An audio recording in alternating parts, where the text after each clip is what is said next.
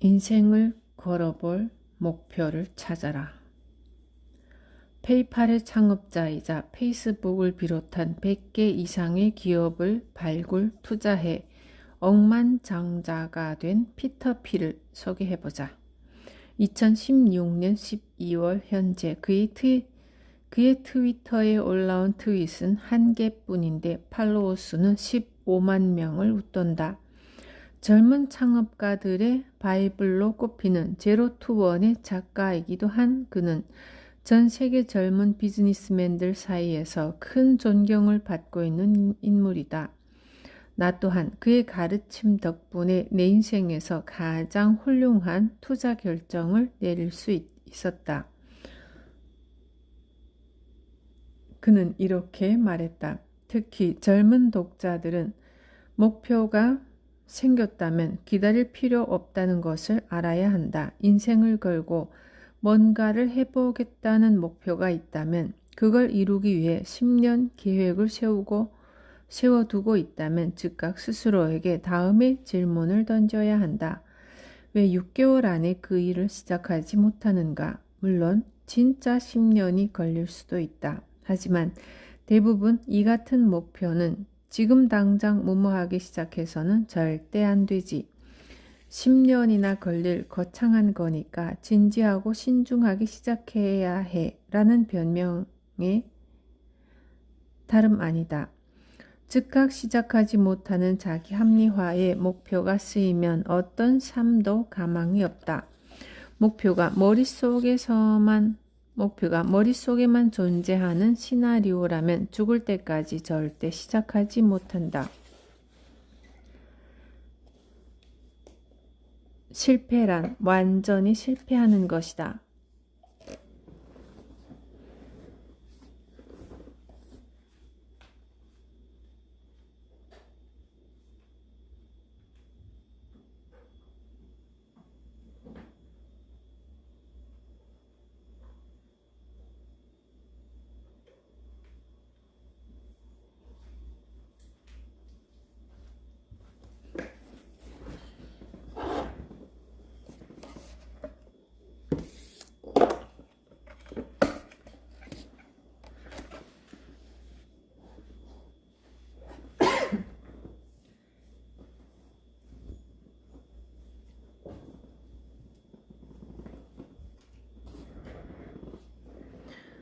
우리는 안다. 당장 시작하지 못하는 가장 큰 이유는 게으름 때문이 아니라 두려움 때문이라는 것을. 실패하면 인생을 망칠 수도 있다는 불안이 우리의 발목을 붙잡는다. 피터 틸을 비롯한 혁신적인 창업가들은 다음에 굳은 확신을 갖고 있다. 실패는 오래 가지 않는다. 무슨 뜻일까? 대부분의 사람들은 한 가지 이상의 이유 때문에 실패를 겪는다. 실패하는 이유가 총 10가지라면 그중 어느 한 가지가 결정적으로 작용해 실패하는 게 아니다. 1번부터 10번까지의 이유 전부 때문에 실패한다. 돈이 없었기 때문이 아니다. 시간이 없었기 때문이 아니다. 동업자를 잘못 만났기 때문이 아니다. 돈도 없고 시간도 없고 파트너도 잘못 만났기 때문에 실패한 것이다. 이는 매우 중요하다. 어떤 일을 그르쳤을 때 그 실패를 안겨준 결정적 원인 한 가지를 찾는데 집착하면 다음번에도 그 다음번에도 그 한 가지 때문에 실패한다. 마치 도박장에서 그때 운만 좀 따랐더라면 하며 계속 돈을 잃는 것과 같다. 주식 투자에서 그 뉴스가 그때 나오지만 않았더라면 하며 계속 잃는 기업에 배팅을 하는 것과 같다. 결정적인 한 가지에 집착하지 마라. 타이탄들의 말을 빌리자면 실패란 완전히 실패하는 것이다. 존재하는 모든 이유 때문에 실패했다는 사실을 깨닫고 났을 때 비로소 우리는 실패에서 배울 수 있게 된다. 완전한 실패만이 계속되는 실패를 멈출 수 있다. 남김없이 완전하게 실패했기에 백지 위에서 처음부터 다시 시작할 수 있게 이끈다. 그래서 실패는 오래가지 않는다.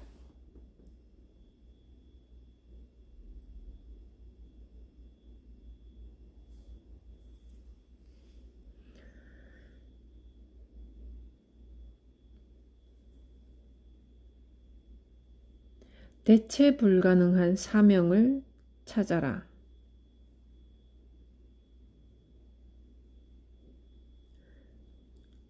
실패는 짧아야 하고 성공은 길어야 한다. 지속 가능한 성공을 위해선 사람들의 관심이 현재 어디에 있는지, 앞으로 어디로 이동할 것인지를 먼저 파악해야 한다고 우리는 생각한다. 그래서 나는 피터 틸에게 미래를 결정지을 수 있는 가장 중요한 트렌드는 무엇인가? 라고 물었다. 그의 답은 뜻밖이었다. 트렌드는 중요하지 않다. 미래의 삶에 가장 중요한 역할을 하는 건 사명감이다. 일단 어떤 트렌드가 생겨나면 곧장 엄청난 사람들이 몰려든다. 그리고 많은 사람들이 어떤 한 가지 일에 매달리면 경쟁은 치열해지는 반면 차별화는 약해진다. 따라서 1등을 차지하지 못하면 트렌드는 의미가 없다. 망한다는 건 특정 트렌드의 n번째 순위를 기록하면서 사라진다는 뜻이다. 트렌드를 탐색하는 시간을 대신해 우리는 사명을 찾아야 한다. 사명이란 다른 사람들이 해결하지 못한 문제를 찾아내는 것이다. 다른 사람들은 엄두도 내지 못하는 문제를 해결하는 노력이다. 테슬라 모터스의 CEO 앨런 머스크가 스페이스 프로젝트를 시작했을 때 그 누구도 이 프로젝트가 21세기의 가장 중요한 사업이 될 것으로는 짐작조차 못했다. 지구의 대안을 찾아 화성에 가겠다는 생각은 웃음거리에 지나지 않았지만 앨런 머스크에게 이 생각은 가장 소중한 사명이었다. 현재 스페이스 X 프로젝트는 대체 불가능한 사업이다. 스페이스 X 말고는 누구도 해결할 수 없는 문제이다. 거기에서 일하는 사람들은 모두 그런 사실을 알고 있고 그것이 엄청난 동기로 작용한다. 그가 성공한다면 엄청난 수익을 거둘 것이다. 설령 실패한다 해도 많은 사람들이 다시 언제나 새로운 것을 가장 빨리 찾아내는 그에게 배팅할 것이다. 그래서 실패는 오래가지 않을 것이다. 앨런 머스크는 이렇게 말했다. 인생을 걸 만한 계획이나 목표가 있다면 가장 먼저 해야 할 일은 타인이 절대 대체할 수 없는 나만의 사명을 찾는 것이다. 찾다가 오죽했으면 화성에 갈 생각을 했겠는가. 이건 아무도 못할 일이라고 생각했더니 웃음이 사라지고 진지해지기 시작했다. 피터 틸도 맞장구를 친다. 다음에 등장할 빌 게이츠는 운영체제를 개발하지 않을 것이다. 다음에 등장할 레리 페이지나 세르게이 브린은 검색 엔진을 만들지 않을 것이다. 그리고 다음에 등장할 마크 주커버그는 소셜 네트워크를 창조하지 않을 것이다. 당신이 그들을 멋지게 모방했다는 건 그들에게서 아무것도 배우지 못했다는 뜻이다. 답이 아니라 질문을 찾아라.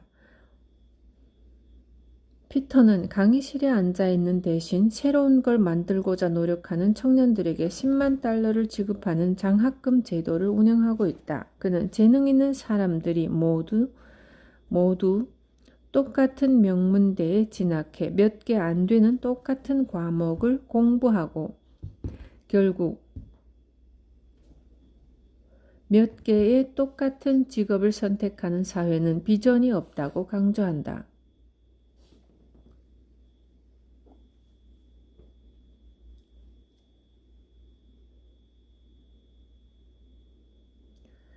그 또한 스탠퍼드 대학에서 법학을 공부하던 시절 이 같은 잘못된 길과 답에 열중했었다고 회상한다. 그는 끝없는 경쟁에 내몰리는 젊은이들을 위해 이렇게 조언했다.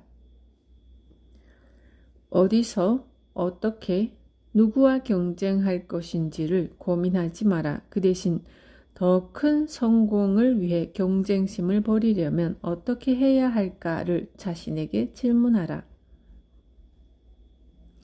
승부욕이 강한 체스 선수가 있다고 해보자. 그의 뜨거운 승부욕은 마침내 그를 체스 대회 우승자로 만들 수 있을 것이다. 하지만 체스 외의 다른 능력을 성장시키는데 그 승부욕은 별 도움이 되지 않는다.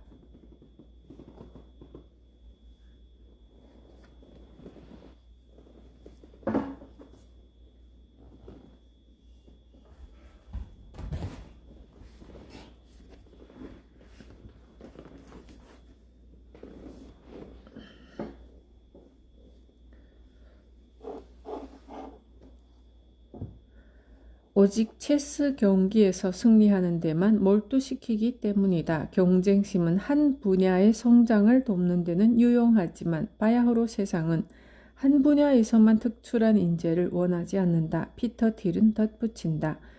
큰 성공을 거둔 사람들을 보라. 그들은 창업가이자 투자자이자 작가이자 크리에이터이자 아티스트이다.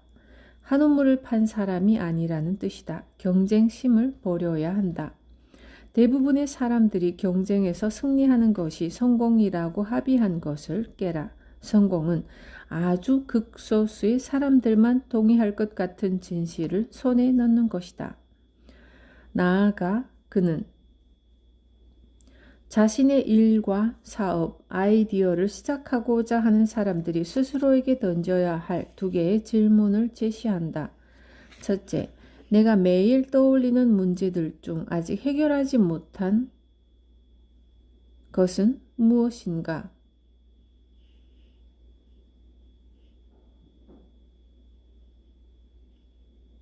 둘째,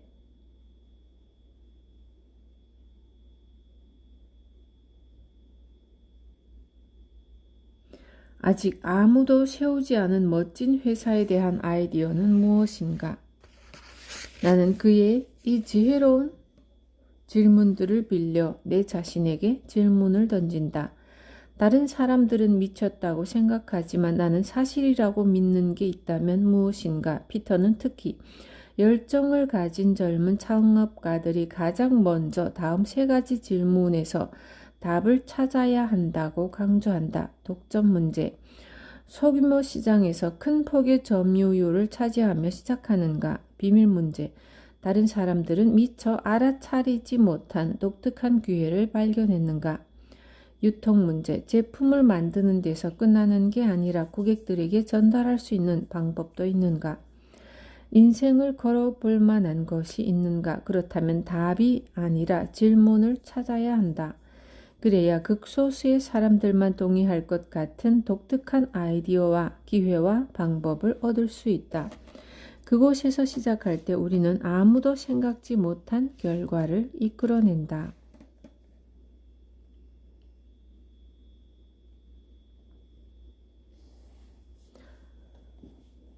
4. 폭발적인 아이디어는 어떻게 탄생하는가? 아이디어는 왜 필요한가? 아이디어가 없으면 타인의 아이디어가 내 아이디어가 되기 때문이다. 타인의 사명이 내 사명이 되고 말기 때문이다. 아침 9시가 되면 기다렸다는 듯 전화벨이 울어대고 수많은 사람들이 수화기를 붙잡고 소리를 질러가며 분주하게 뭔가를 한다. 내 아이디어가 없으면 그 수많은 사람들 중 한 명이 되고 만다. 늘 벌어지는 풍경인 만큼 문제될 것은 없다. 하지만 당신이 원하는 변화는 기대하지 않아야 한다. 린치핀 종족들, 보랏빛 소가 온다 등을 비롯한 18권의 베스트셀러를 쓴 작가 C.S. 고딘만큼 우리에게 아이디어에 대해 잘 알려줄 인물도 없다. 그의 책들은 35개가 넘는 언어로 번역되었고 그의 아이디어가 전파되는 방식과 리마커블한 마케팅 전략에 관한 글들은 수백만 비즈니스맨들을 사로잡았다. 그는 여여다인과 스퀴두 등 여러 회사를 설립했고 그가 운영하는 블로그는 전 세계에서 가장 인기 있는 블로그 중 하나이다. 2013년 그는 다이렉트 마케팅 명예의 전당에 입성했다. 최근에 킥스타터를 통해 4권의 책을 연달아 출간함으로써 출판업계를 깜짝 놀라게 했다. 책 출간을 위한 모금 캠페인은 단 3시간 만에 목표액에 도달함으로써 킥스타터 역사상 가장 성공적인 출판 프로젝트로 기록되었다. 10개를 떠올리기 힘들다면 20개를 떠올려라. 세스는 이렇게 말했다. 좋은 아이디어를 떠올리지 못해 힘겨워하는 사람들은 사실 신통찮은 아이디어도 별로 떠올리지 못한다. 반면에 좋은 아이디어가 많은 사람들은 황당하고 터무니없는 아이디어를 그보다 몇 배는 더 많이 갖고 있다.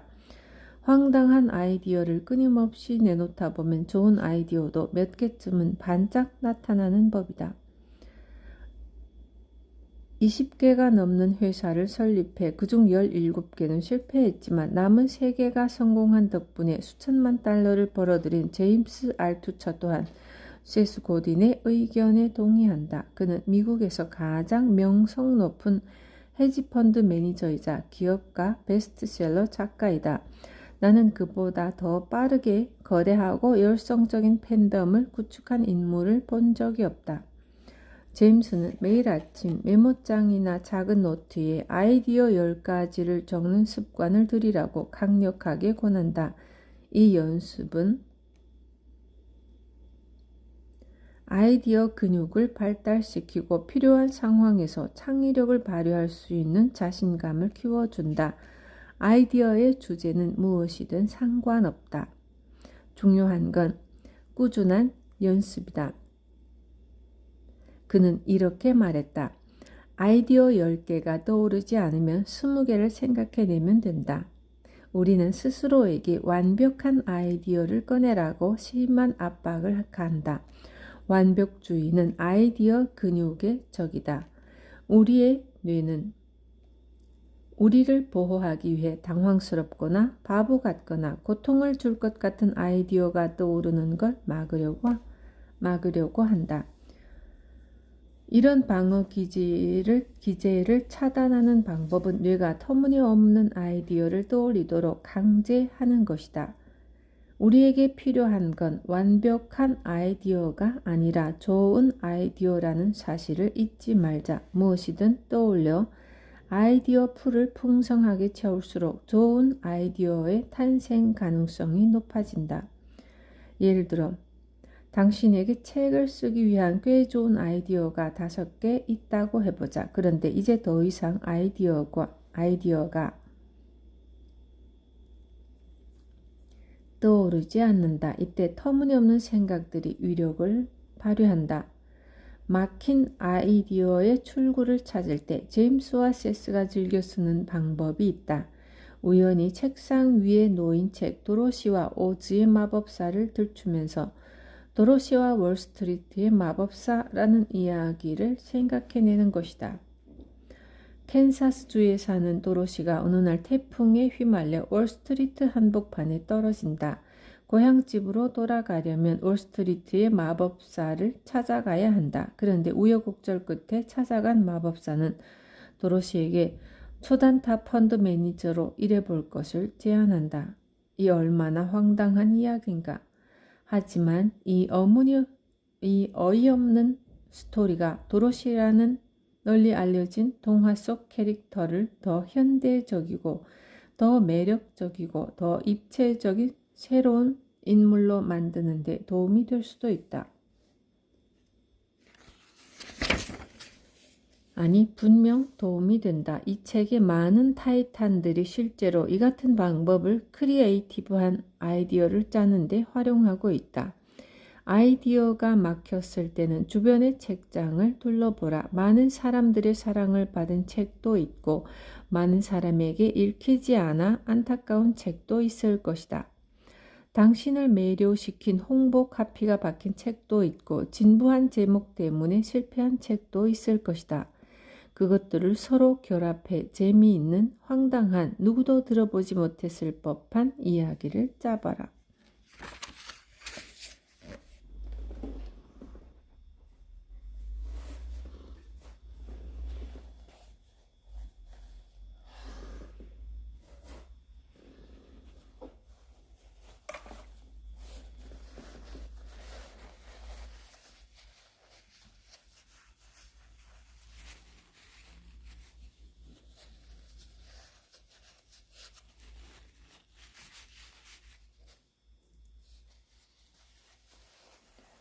첫걸음을 뗄 수 있어야 진짜 아이디어.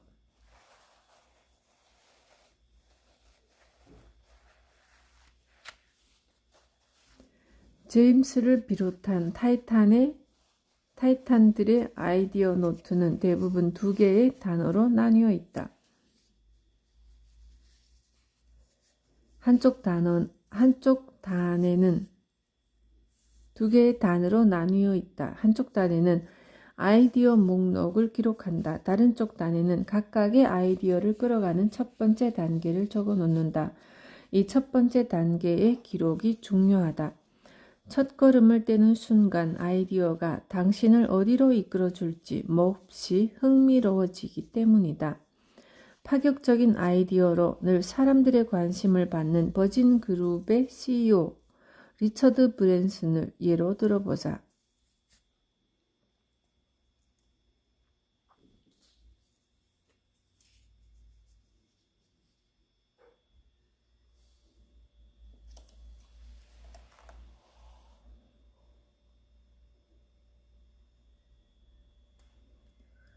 이제 막 자신의 사업을 한창 시작하던 무렵에 어느 날 그는 자신이 즐겨 이용하는 항공사의 서비스가 그날따라 영 마음에 들지 않았다. 그래서였을까 문득 아이디어 하나가 떠올랐다. 그는 노트 한쪽 단에 이렇게 적어 넣었다. 항공사를 만든다. 그러고 나자 피식 웃음이 났다. 아직 돈도 없고 아무런 사전 지식도 없는 일개 잡지 발행이니 어떻게 항공사를 만들 수 있단 말인가. 그렇게 웃다가 그는 잠시 숨을 고르고는 노트의 다른 쪽 단에 이렇게 적어 넣었다. 보잉사를 찾아간다. 내가 임대할 수 있는 비행기가 있는지 알아본다. 와우, 리처드는 진짜 보잉사를 찾아갔고 항공기 2대를 임대하는 거래를 성사시켰다. 그리고 이것이 곧 보통 사람은 꿈도 꾸지 못했을 버진 항공의 첫걸음이었다. 제임스는 이렇게 말했다. 첫걸음을 떼는 게 너무 힘들게 느껴지는 아이디어는 버려라. 그건 갖고 있을수록 계속 머릿속만 복잡해진다. 아이디어는 무조건 많아야 하고 아이디어의 실행 플랜은 무조건 간단해야 한다. 좋은 아이디어를 떠올린다는 것은 모두 연습일 뿐이다. 많은 걸 떠올리고 많은 걸 버려라, 폐기하라. 안 되는 걸 끌어안고 평생을 쓰는 사람이 얼마나 많은지 알면 깜짝 놀랄 것이다. 몇 년 전 나는 와이어드에서 주최한 컨퍼런스에 참석한 적이 있다. 그 자리엔 네로우라 하는 독창적 사상가와 인물들이 모여들었는데 그들 중 플라톤이라는 사진작가의 강연이 가장 인상 깊었다. 그는 이렇게 말했다. 당신이 할 수 있는 가장 정신 나간 일의 목록을 만들어라. 사람들은 당신의 진지하고 뛰어난 생각보다 당신의 그 미친 생각을 더 좋아할 가능성이 크다. 나는 목록을 만들었다. 내 돈을 모두 기부한다. 전 세계 서점에 진열된 내 책을 모두 사들인다. 6개월 동안 인터넷 접속을 완전히 끊는다. 그러다가 점점 황당하고 터무니없는 아이디어의 영역으로 빠져들어갔다. 내 양발을 절단한다. 헉, 뭐라고? 에까지 이르렀지만 목록은 점점 불어났다. 그 중에는 창업한 회사를 떠나 무기한 방학 갖기도 포함되었다. CEO인 내가 무기한 방학? 그러면 100% 회사는 망할 터였지만 그것은 마침내 최근 5년 사이에 내가 생각해낸 가장 중요한 아이디어 가운데 하나가 되었다.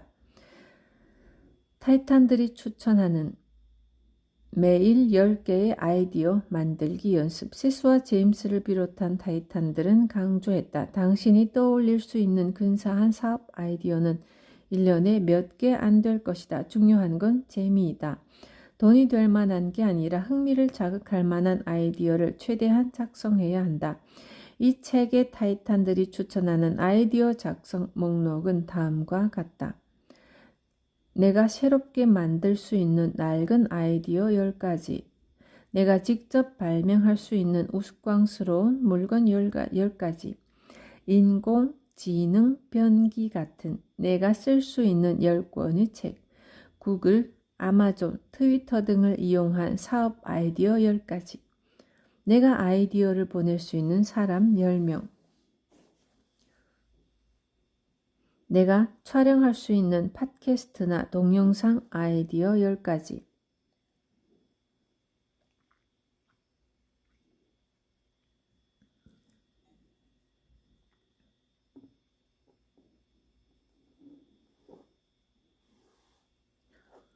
중간 상인을 없앨 수 있는 업계 10곳. 다른 사람들은 종교처럼 떠받들지만 나는 동의하지 않는 10가지 물건. 니나 가치. 내가 예전에 쓴 짧은 메모나 게시물을 이용해 돈을 벌 수 있는 10가지 방법. 친구가 되고 싶은 전혀 모르는 사람 10명. 그런 다음 그들과 연락하는 첫 번째 단계가 무엇일지 모색한다. 어제 배운 것 10가지, 오늘 평소와 다르게 할 수 있는 일 10가지, 시간을 절약할 수 있는 10가지 방법. 전혀 다른 이야기를 찾아내라. 결국 모든 아이디어는 이야기를 위해 존재한다. 큰 성공을 거둔 인물들의 공통점 중 하나는 많은 사람들을 사로잡는 매력적인 이야기를 가졌다는 것이다. 아이디어는 이야기의 입구와도 같다. 세스 고디는 이렇게 말했다. 우리는 잠잘 곳도 먹을 것도 풍족한 곳에 사는데 자꾸만 잘못된 것들을 떠올리는 악순환에 빠지곤 한다. 얼마나 많이 거절당했는지, 일이 제대로 풀리지 않은 경우가 얼마나 많았는지를 시도 때도 없이 떠올린다. 누군가의 마음을 상하게 하거나 배신하거나 실망시켰던 일들 또한 기회만 되면 떠올린다. 대체 왜 그래야 할까? 왜 그것들을 기억해야 할까? 그런 기억들이 우리를 더 나은 사람으로 만들어줄까? 그럴 리 없다.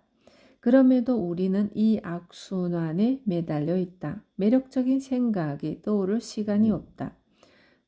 세스에 따르면 좋은 아이디어를 생각해낼 수 있는 마인드와 환경을 갖기 위해서는 먼저 일이 굉장히 잘 풀린 경우를 떠올려야 한다. 위험을 감수하고 모험을 감행했던 가슴 벅찬 시간을 떠올려야 한다.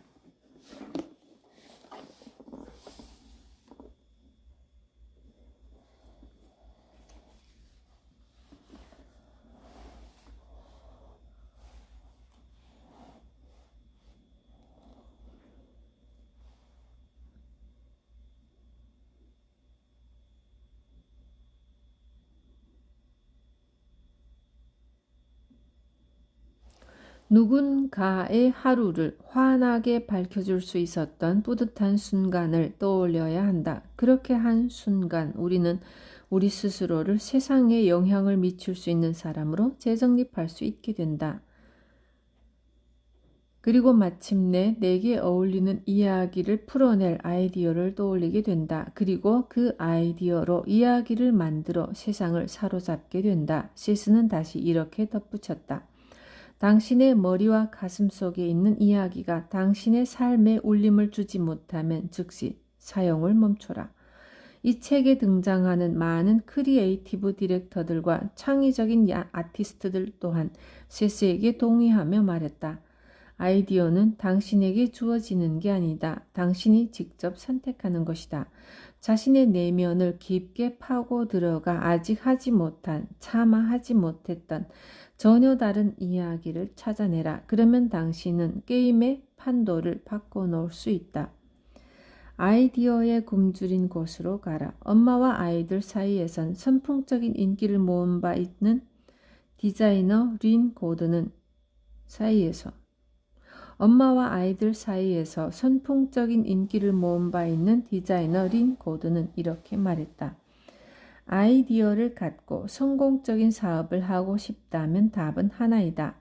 아이디어가 넘치는 곳이 아니라 아이디어에 굶주린 곳으로 가라.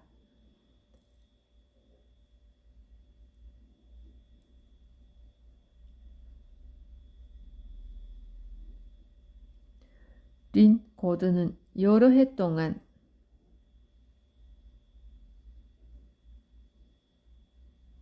장난감과 영유아를 위한 물건들을 디자인하는 사업을 운영해왔다. 그런데 그녀의 사업은 늘 난관에 부딪혔다.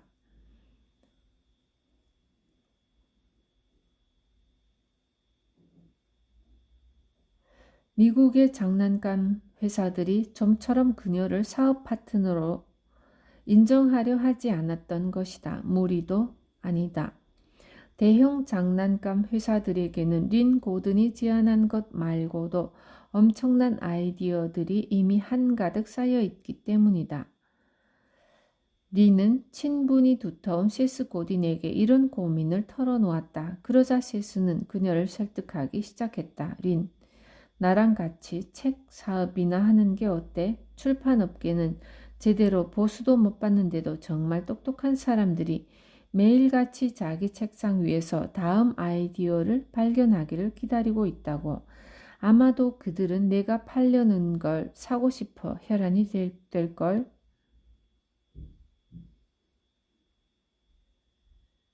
세스의 조언이 있고 난 2달 후 린은 어린이들의 창의적 활동을 돕는 시리즈를 만들어냈다. 그리고 그녀는 출판사를 통해 전 세계적으로 500만 세트 이상의 카드를 팔아치웠다.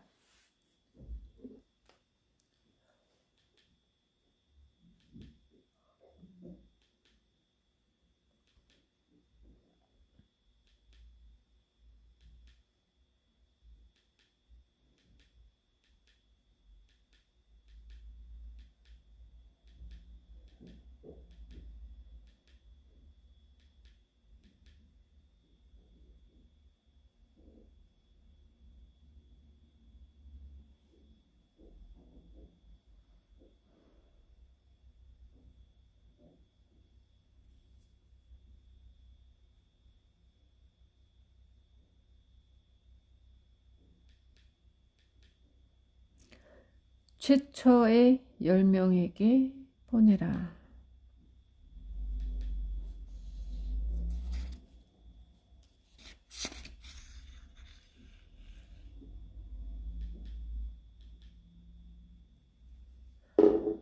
앞에서 타이탄들이 추천한 아이디어 작성 목록을 살펴보면 유난히 눈에 띄는 리스트가 하나 있다. 내가 아이디어를 보낼 수 있는 사람 10명이다. 이는 무슨 뜻일까? 세스가 명쾌한 답을 제시한다. 사람들에게 보여주고픈 아이디어가 생겼다면 10명에게 말하고 보여주고 공유하라는 것이다. 이때 그 10명은 이미 당신을 신뢰하고 좋아하는 사람들이어야 한다. 만일 그들이 자기가 보고 들은 걸 다른 사람에게 말하지 않는다면 그건 당신의 아이디어가 별로 마음에 들지 않았다는 얘기이다. 그러면 처음부터 다시 시작해야 한다. 그들이 다른 사람에게 소문을 내기 시작한다면 이제 당신의 아이디어는 궤도에 올랐다고 봐도 된다. 엄청난 것들을 만들려면 아주 작게 시작하라. 아이디어를 떠올릴 때도 우리는 작게 시작해야 한다. 매 순간 내가 남길 수 있는 가장 작은 족적은 뭘까? 내가 시간을 들일 가치가 있는 가장 소소한 프로젝트는? 내가 영향을 미칠 수 있는 가장 소규모 집단은 어디에 있을까? 등을 자문해 볼 것을 타이탄들은 권한다. 가장 작은 것은 달성하기가 쉽기 때문이다. 세스는 마지막으로 이렇게 조언했다. 우리는 가능하다면 큰 걸 고르고 싶어 한다. 큰 것 속에는 숨을 곳이 많기 때문이다. 성공하고 싶다면 절대로 숨어 있지 마라. 사람들이 당신을 찾을 수 있는 장소에 항상 있어라. 그곳에서 구명정이 몇 척 없는 사람들과 항해를 시작하라.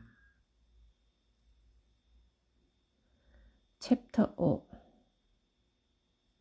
원하는 곳에서 원하는 방식으로 하라. 구글의 임원을 지냈던 크리스 사카는 2015년 포브스의 커버 스토리를 장식했다. 그 이유는 로우 케이스 I of 로우 케이스 캐피탈 때문이다. 로우 케이스 I of 로우 케이스 캐피탈.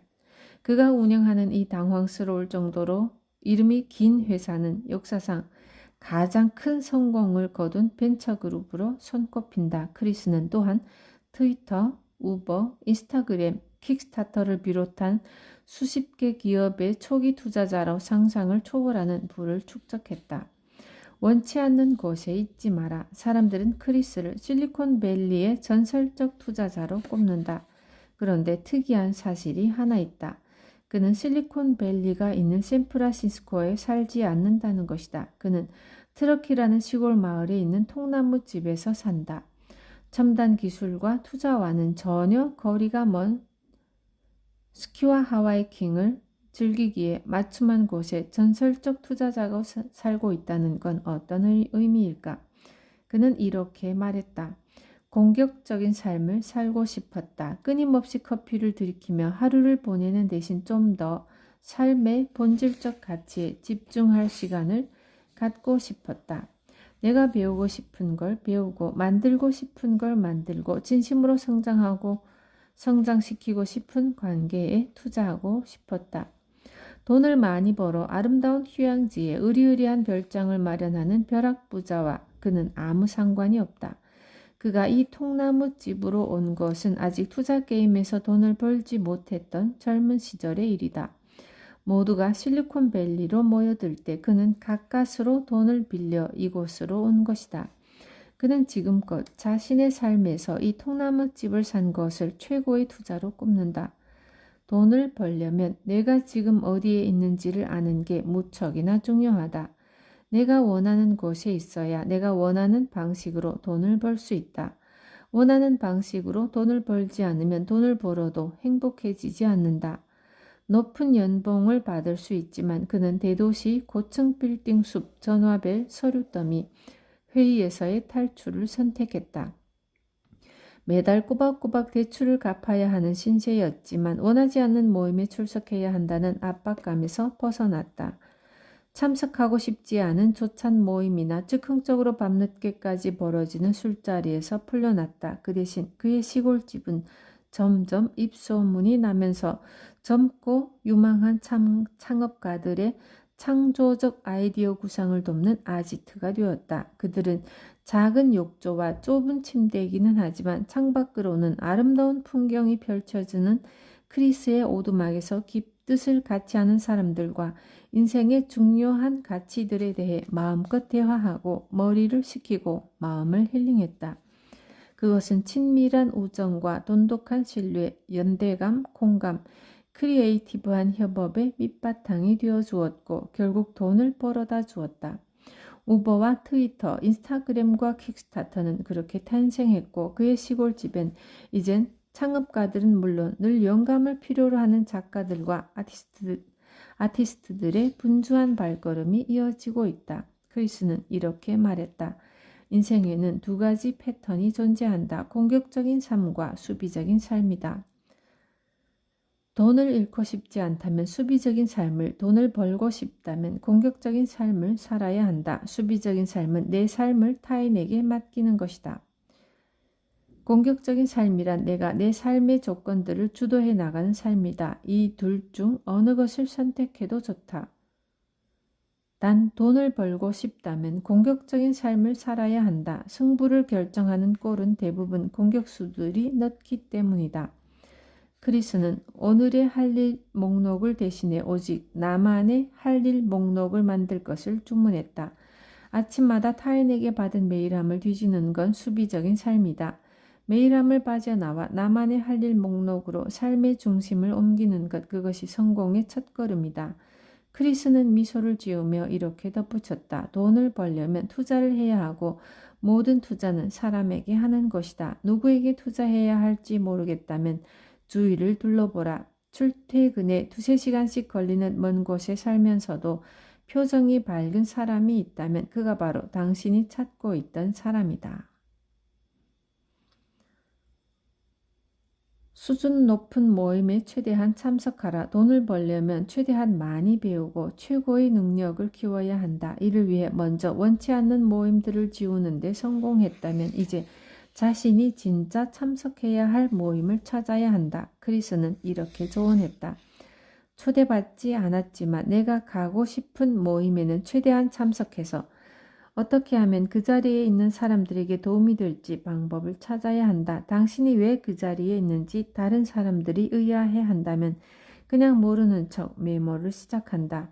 그 모임과 관련해 찾을 수 있는 모든 내용을 다 읽고 자신의 제한적인 직무 안에서는 얻을 수 없는 전반적인 지식을 얻어내야 한다. 이를 통해 스스로를 유용하고 도움이 되는 존재로 만들어야 한다. 그러면 소문이 난다. 반드시 시도해 보기를 권한다. 크리스는 구글에서 일할 때 불쑥불쑥 자신과 상관없는 회의에 얼굴을 내비치는 걸로 유명했다.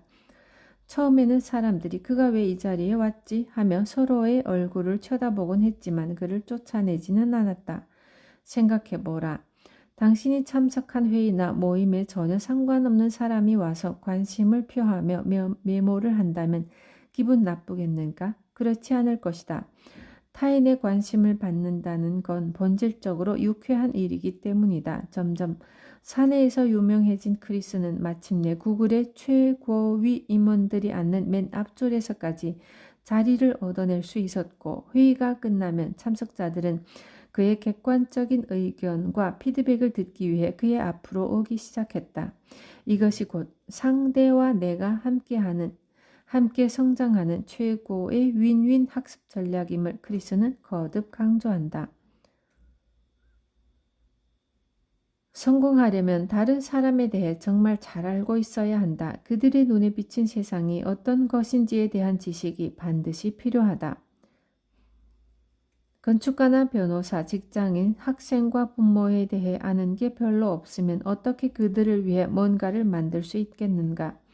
크리스의 신조는 좋은 이야기는 언제나 뛰어난 스프레드시트를 이긴다. 이다.